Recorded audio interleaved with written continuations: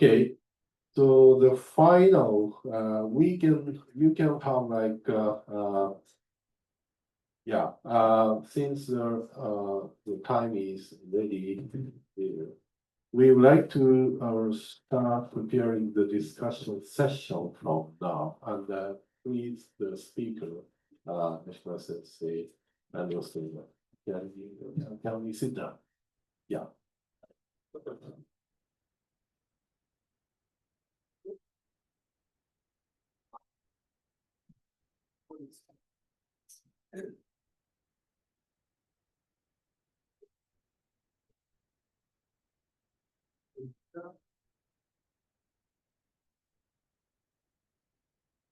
Okay, actually, the discussion will be made among us, but I'd like to introduce Dr.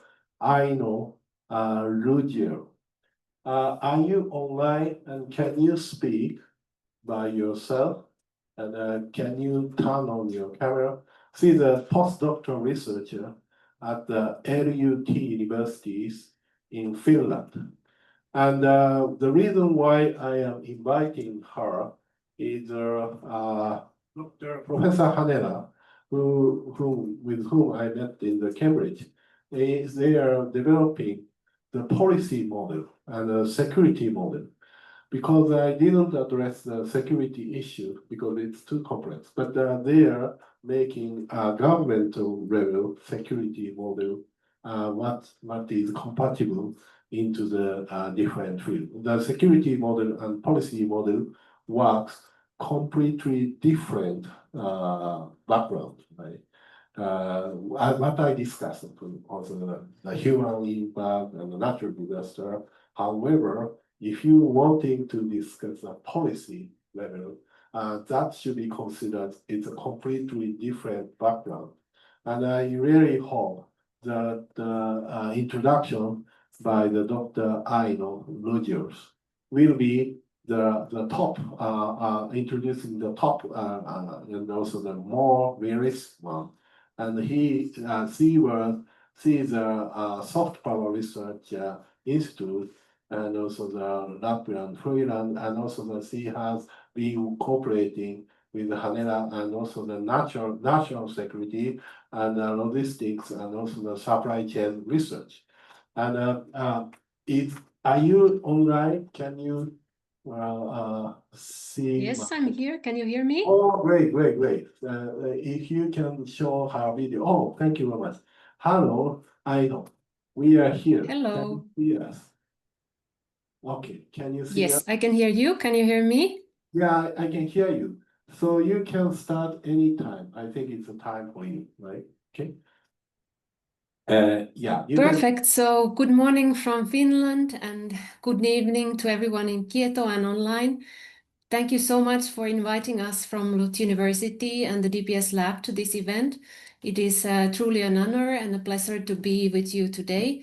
So my name is Aino Ruggiero. I'm postdoctoral researcher at LUT University, Finland, and associate researcher at Humlock Institute, Hanken School of Economics, Finland. And I'm here today to present Finland's comprehensive security model, a human-centered and a collaborative approach to societal preparedness and resilience.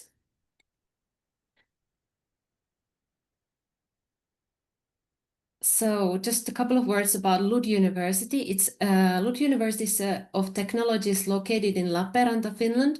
As you can see on the map, about 30 kilometers from Finland's eastern border with Russia. LUT University is a public science university bringing together the fields of technology, business, and social sciences, and it's among the world's top universities. In the 2025 Impact Ranking, LUT was in the global top 30 in terms of climate action and 11th in the small university ranking for higher education last year. And LUT Business School is also in the world's top for research quality. At LUT, our DPS lab, Disinformation, so Propaganda and Soft Power Lab, is located at the Department of Social Sciences in the School of Engineering Science. And we are a new research group inaugurated in 2023 with Professor Hanne Lessig leading the group. Here you can see the research areas that we are focused on. So, for example, disinformation and ideologically driven communication. And my own research is focused on crisis, organizational studies, and strategy. Before starting at LUT, I worked at Humlock Institute, specialized in humanitarian logistics and supply chain research, Hanken School of Economics, where we studied societal resilience and the role of critical infrastructure for crisis preparedness, civil protection, and the total defense in the new NATO countries, Finland and Sweden, and contributed to the EU-funded project Science and Human Factor for Resilient Society, where we explored how the security of supply is organized within the disaster management and disaster risk reduction frameworks of different EU countries. And my research focused on the Finnish comprehensive security model, the role of citizens in the security of supply, citizens' home preparedness, and how preparedness advice is also communicated to citizens. And the overall objective of this project was to develop a harmonized vision of crisis management awareness and capability, and thus strengthening crisis resilience in the EU. And my following insights are largely based on research conducted within these two projects. So the security strategy for society, the first document here, is describes the concept of comprehensive security, in which the vital functions of society are taken care of in collaboration between the authorities, business community, organizations, and citizens. And comprehensive security is said to form the foundation of resilience in the Finnish society.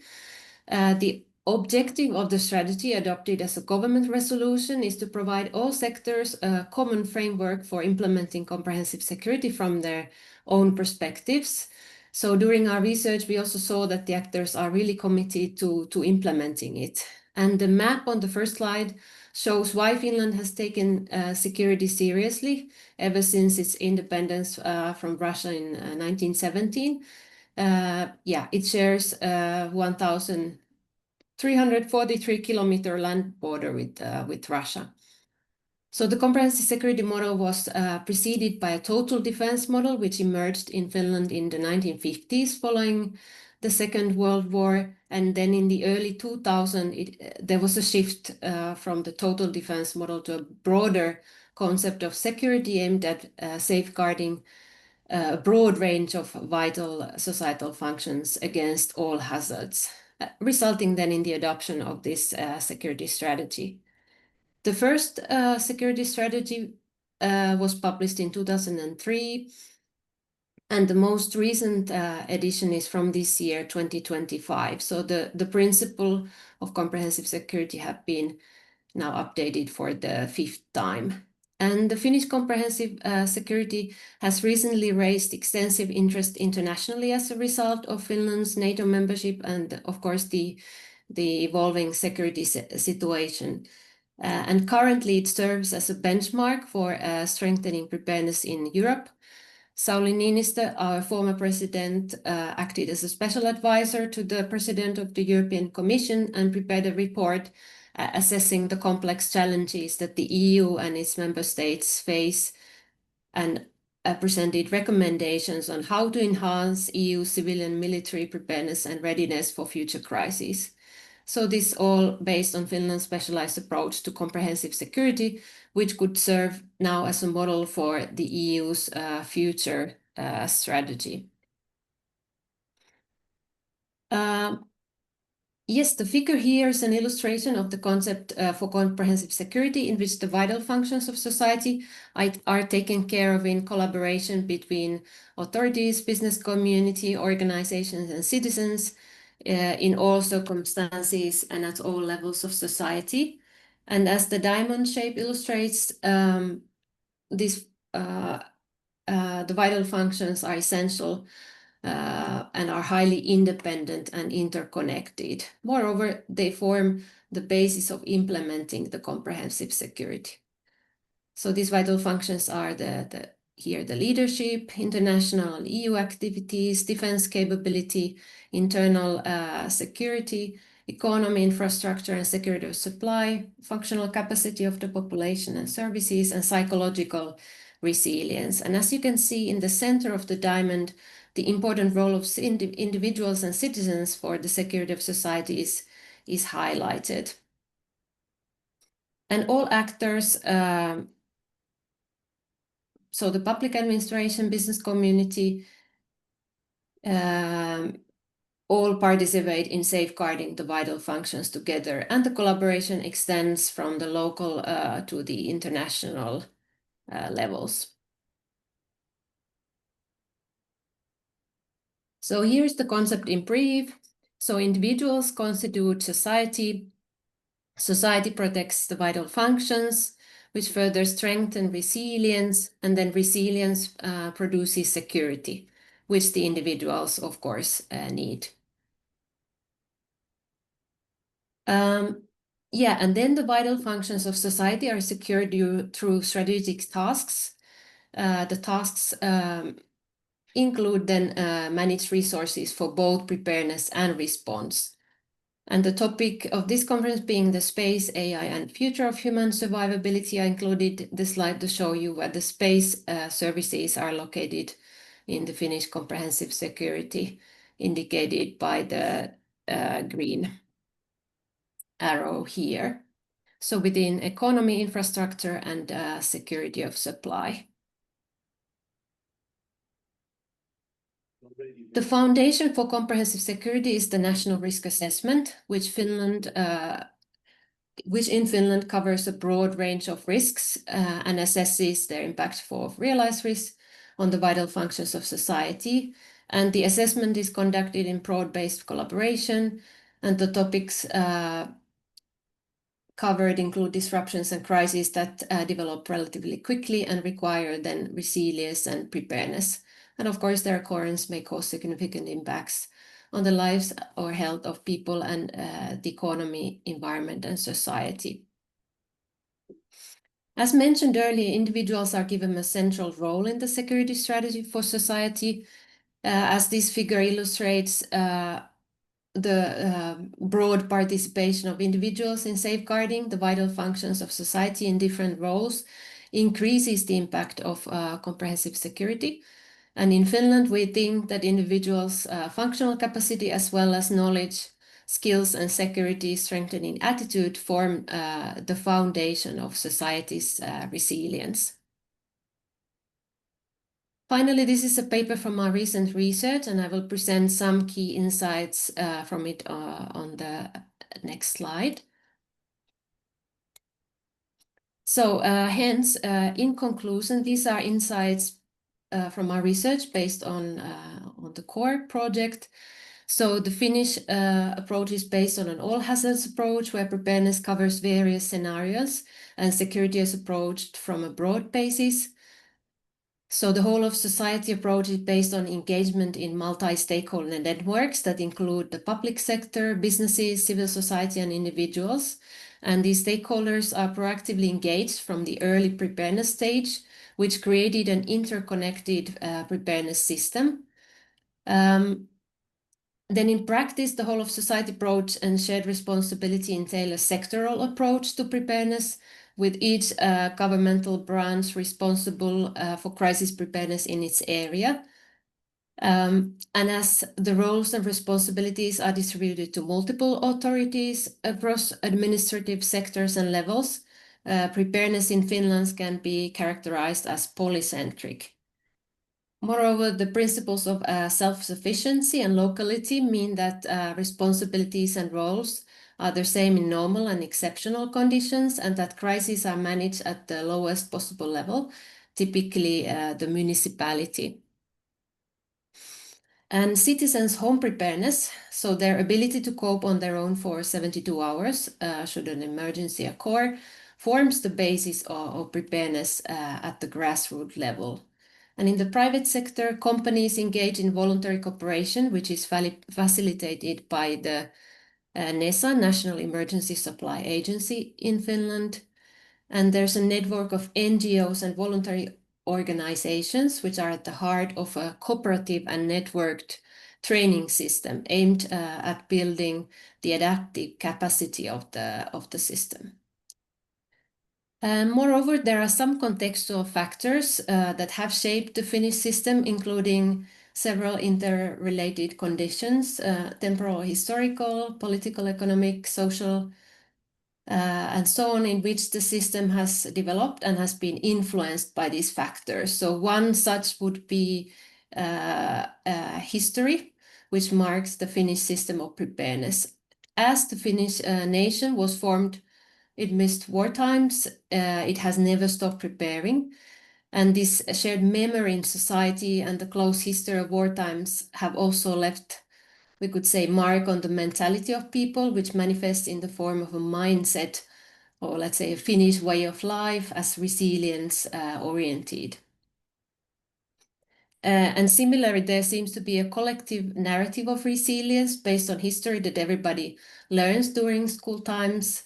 And then another contextual factor characterizing the Finnish preparedness system is that Finland is a small nation with a relatively small population of approximately 5.5 million people, with some northern areas sparsely populated. So to survive, cooperation is a must, and it's also relatively easy to know all relevant people in a given sphere, including that of preparedness.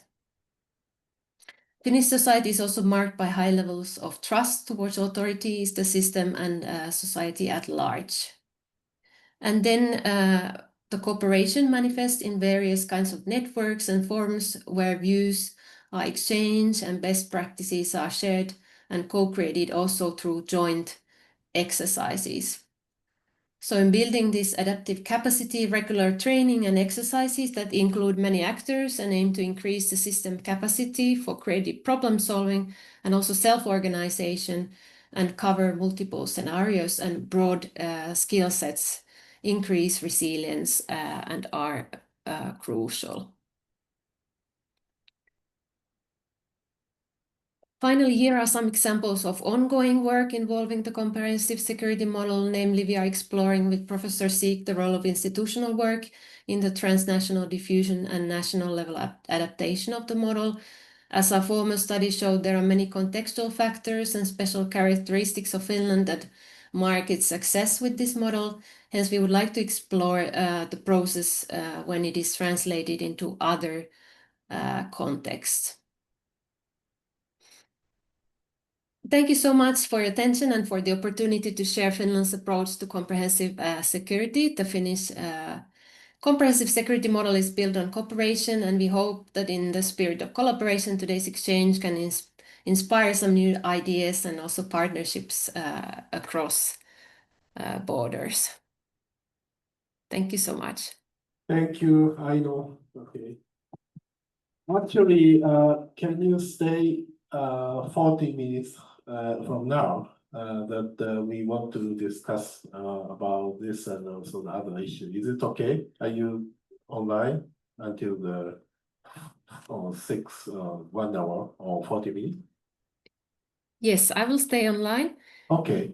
Yeah. Somehow the sound is a little bit not very good but maybe if I get help in the chat to hear some of the questions and comments. Actually, the point is, if you can hear, I don't know how can I, microphone, microphone. Can you hear us? Can you hear me? Microphone. Is it okay? Or should I text you?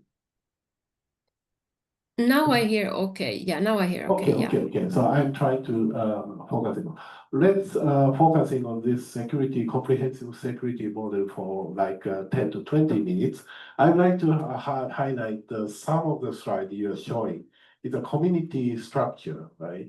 So can you go back to the slide like there is a security level, the local and also the leadership or something. So this is a very interesting for structure. Yeah, from here, or can you go back one more? All actors, sorry, so the second one. The all actors and vital, that is a very important thing. because there is psychological resilience and also the leadership and international security and defense capacity. And this is very nice diagram. Have you developed this diagram by yourself? It is and in your group, and also there is a different layer. So which means the comprehensive security model, you have like actors, and also the each actor, you have a different level. So it's a multilateral, multi-sectoral, and also the multi-layered model, right? So each actor have a different role. That are you talking about? Can you hear me? Are you? Hi. Yes, actually, the sound is not very good. You Oh, can hear me sorry. well, is it? Yeah. Is it multi-dimensional? So each for the Yes, leadership, you have a local leadership, a national leadership, and also the international level leadership. So you are saying in the different level, right? indeed, yes. Yeah, that is Multi-level and multi-sectoral, and okay. also polycentric. I see. And how can you evaluate the number, for example, defense capacity, and do you have each individual items and there is a way to calculate, right? And also the leadership also, you can have an index to calculate the leadership. Is it what you're trying to say, right? Yes, so indeed, all the actors participate at different levels. So, for instance, the national risk assessment, which I also mentioned, is then implemented and actually realized also at the regional and also at the local level. So it starts from the national level, goes to the regional and the local level, and then eventually even to the citizens, which are expected to have this kind of home preparedness for 72 hours. And ideally, or in an ideal world, also the citizens would have their individual risk assessment in a way that they know in their homes which risks they are most relevant for them, and they would be prepared somehow to cope for 72 hours on their own without help from the authorities in the case of emergency. I see. Okay, can you show the next picture, next slide again, if possible? Mm-hmm. Yeah, that is also very interesting. There is the individual and society and also the vital function and resilience and security. That is a very clear concept because it's very similar to our work with disaster resilience, but some portion is different because the security issue is a more higher level, right? So that your conceptual map looks very clear, right?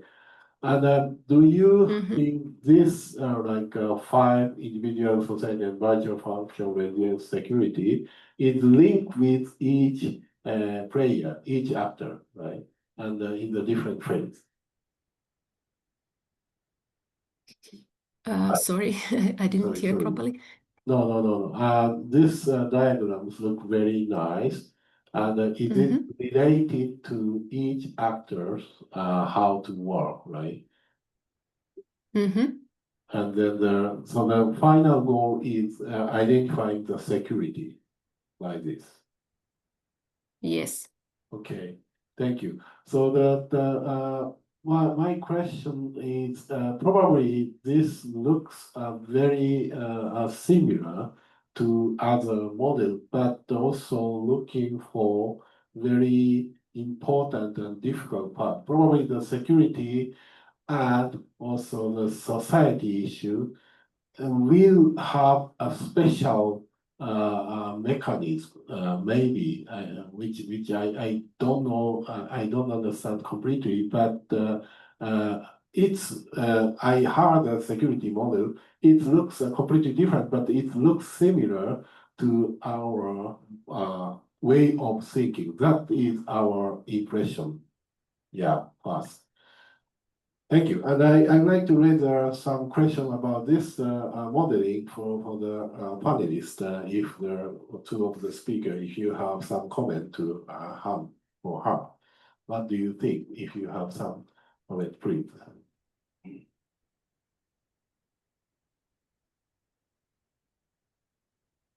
Hello, Dr. Virgilio. This is Nori Morimoto from IBM. Do you hear me? Yes, hello. Oh, hi. Thank you for the interesting presentation. I'm actually interested in this slide, different angles. The trigger and it seems like the initiate came from the individuals.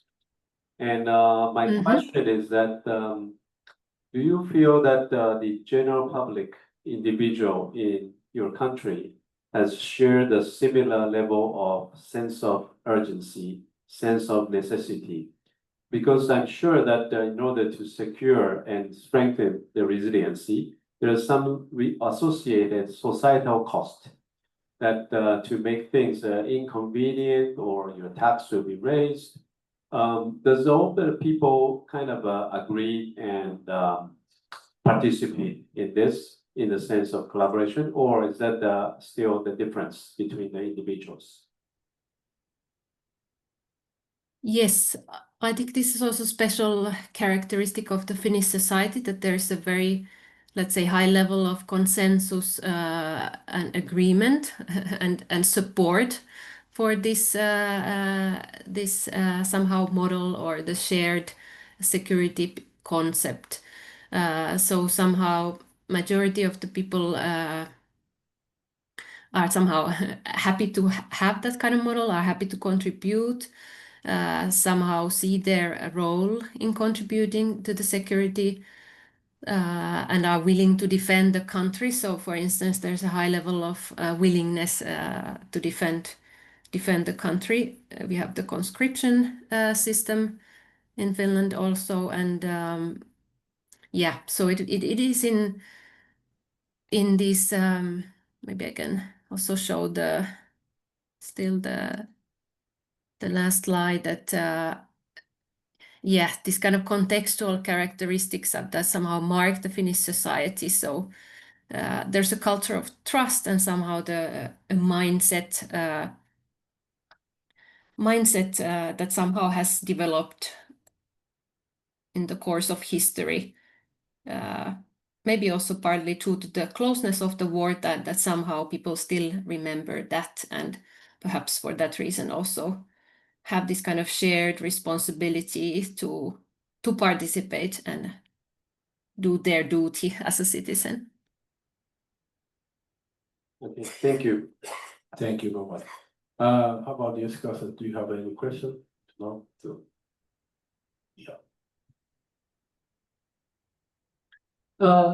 This is Makoto Yoshikawa from JAXA. Thank you for your nice talk. I'm not so familiar with the security discussion, but could you go back to the previous slide?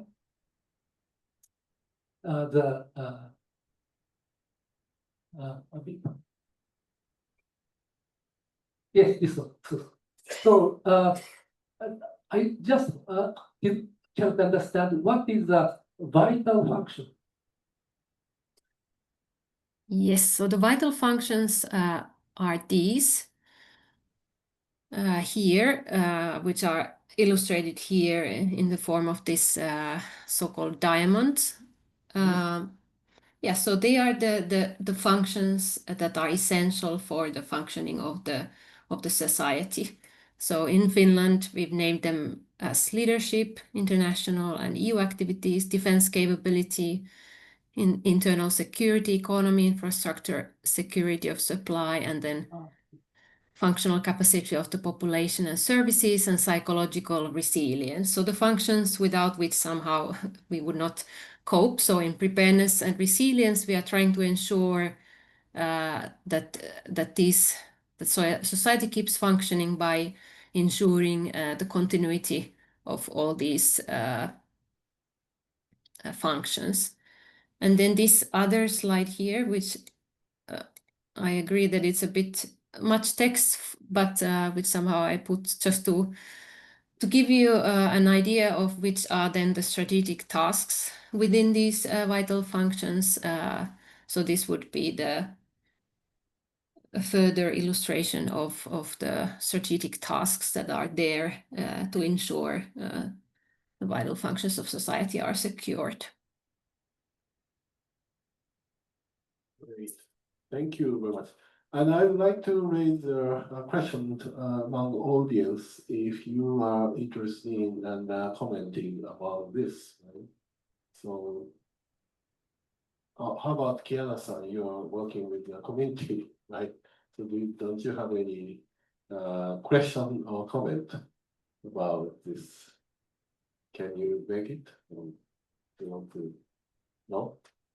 I think you are the one who is working with that. But any person who is having any comment, right? So about this international security model, right? So because the thing is, it is very difficult to quantify or identify what is the security and the national risk among all other factors. And this model is very famous, and I know that it is really in the operation, right, in your country. And that is what we are having a big impression. Right? So any person who can comment anything from audience, no? Can somebody will run how about the individual? People don't have any or like 小説もう一つ。はい、お願いします。Okay. So this is Noli again. I have another question. So other than the military threat, what do you think is the biggest threat to the Finnish society? For example, what I mean is the economical threat, there's another, and cyber attack, or the destroying the culture, and even some kind of the systematic data theft. So I think that there are many different type of the threat to the country. And what do you feel the biggest threat other than the military threat? Good question. Yes, well, maybe as my background of a social scientist, in a way, I see the kind of threat to, let's say, democratic structures, and let's say the stability of the society, maybe the biggest threat. Because in a way, we can say that so far the success of the Finnish model has been the high degree of trust, and that way also this kind of collective spirit and also obedience, let's say, of people in following, for instance, the guidelines of authorities in different crisis situations. So if that kind of trust would be shaken, say disinformation and all the rest, I see that the society would start to get polarized,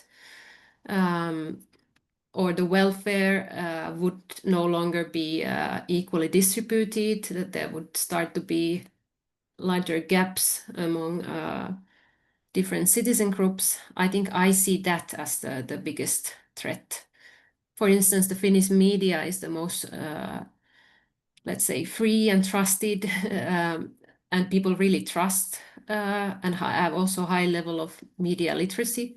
So if all that would start to get shaken, that I think is the biggest threat. Yeah, thank you very much. Yeah, it's we envy them. Japanese media is not as trusted as yours. Yeah. Mm. So to keep the very high level of the security, your society integrated the human and the social scientists and also the real physical scientists and also the different committee and the policymaker, so into one system, and that we cannot find in our world, our country yet. So we are very thank you for your very nice introduction of the security model. Again, thank you very much. Thank you. Thank you. Okay, so now